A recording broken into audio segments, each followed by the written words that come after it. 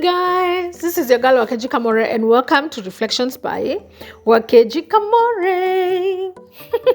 Good morning, good afternoon, good evening, depending on the time that you get to listen to this. I truly do appreciate you walking with me, and I thank you so much for being part of this journey. Today we are looking at Proverbs Chapter 30, and I'm going to be reading this from the easy to read version, and then I will share my insight and I share that which I felt the Holy Spirit would like to speak to us today. All right, let's get on with it. Proverbs chapter 30. Wise saying from Agar, son of Japheth. So this is no longer Solomon. This is a guy called Agar, who is the son of Japheth. These are the wise sayings of Agar, son of Japheth from Massa. He says, God, I am tired, so tired. How can I keep going? I am stupid that I'm not as smart as other people. I have not learned to be wise. I know nothing about the Holy One. Who has ever gone up to heaven and come back down? Who gathered the weeds in the hand? Who can gather up all the water in his lap? Who sets the limits for the world? What is his name and what is his son's name? Do you know? You can trust this. Every word that God speaks is true. God is a safe place for those who go to him. So don't try to change what God says. If you do, he will punish you to prove that you are a liar. All right.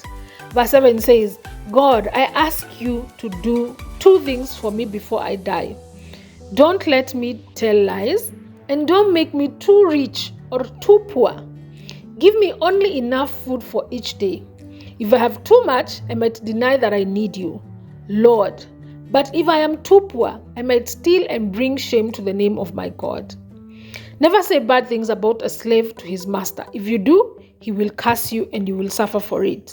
Some people curse their fathers and refuse to bless their mothers. Some people think they are pure, but they have done nothing to remove the filth in their sins. Some people are so proud of themselves, they look down on everyone else. The people whose teeth are like sword and their jaws are like knives. They take everything they can from the poor. Greedy people know only two things. Give me, give me. And greedy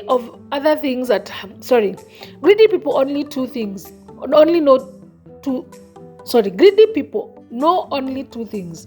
Give me and give me. There are three other things that are never satisfied really. Four things that have never had enough. The place of death, a woman with no children, dry ground that needs rain, and a fire that will never stop by itself.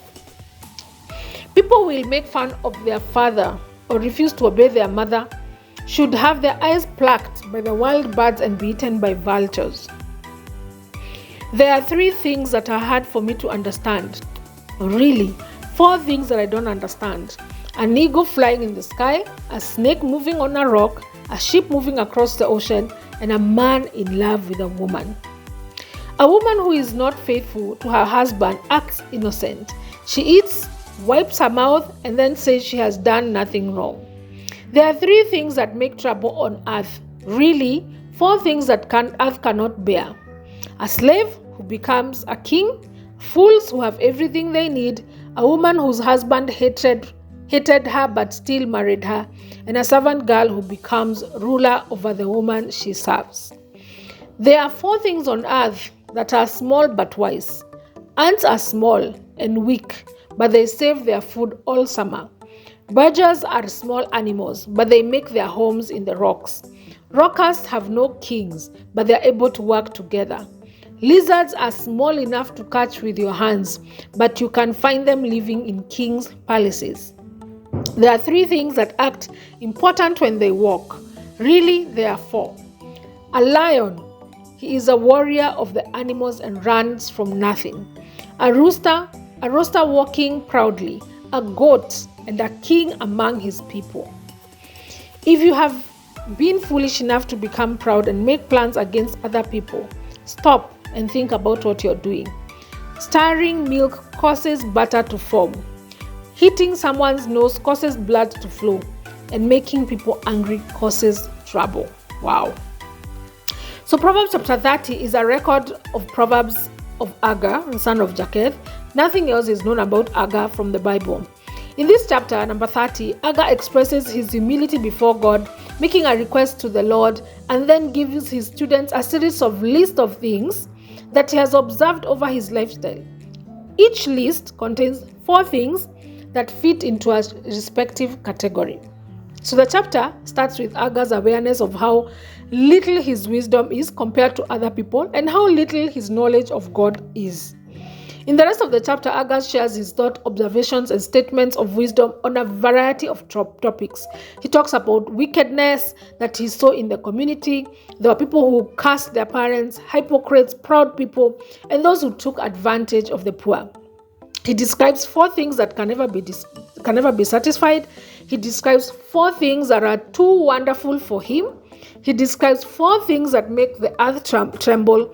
He describes 4 things that are small in size but they are wise. And then he describes 4 things that are majestic in their walk. But the thing that really captures me is a prayer that he makes in verse 7 to 9. He says, God, I ask you to do 2 things for me before I die. Don't let me tell lies, and don't make me too rich or too poor. Give me only enough food for each day. If I have too much, I might deny that I need you, Lord. But if I am too poor, I might steal and bring shame to the name of my God. Well, first and foremost, let me tell you guys, I am not sure this is a prayer I would make or have even ever thought of making in the past. We're in the world where everybody seems to be chasing the extreme something, the extreme wealth, kuomoka, And sometimes you may even wonder how much is enough. Agar prays for a balanced life, not a rich life, not too rich, not too poor.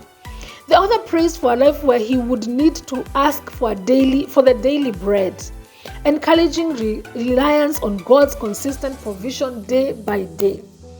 Sometimes I wonder whether, most of the time, let me tell you guys, running a business is crazy. Let me tell you guys, running a business is crazy. There are days you just feel like, why do I have to always be in constant need of money? Why is it that I'm constantly in need of money to pay this, constantly in need of money to buy this, constantly in need for this? Why can't I just have all the money? Why can't I just retain so much money so then I'm not always feeling like I'm under pressure. And this is what this guy is like. He's like, you know what? He wants to be able to have that need to ask for daily bread from the Lord. So then he can be reliant on God and he can just constantly trust on the provision of God day by day. This verse also shows me that there are real dangers of excessive wealth and real dangers of excessive poverty. Being too rich can lead to self-sufficiency, causing someone to think that they don't need God and ultimately deny Him. Being too poor can lead to desperate temptations such as stealing, prostitution, slavery, which dishonors and even outrages God. Well, there's a balance that we need to ask God to help us be not too rich and not too poor. Oh my goodness. So here are the reflection questions. So let me just ask you questions that you can think about and reflect on this. Is this a prayer that you would make? Ama wewe unataka kuomoka kabisa. Wewe utaki hizo stories that we are reliant on God every day. Is this a prayer? Honest to yourself. Is this a prayer that you would make? Is this a prayer believers should make? Which one is better? To pray for a balanced financial life or to pray that God gives us wealth so that we can be a blessing to others? Then we can be a blessing to others. Which one is a better prayer? Guys, I'm going to leave you guys to think on this. I actually want you guys to take some time and think about this. Is this a prayer you would make?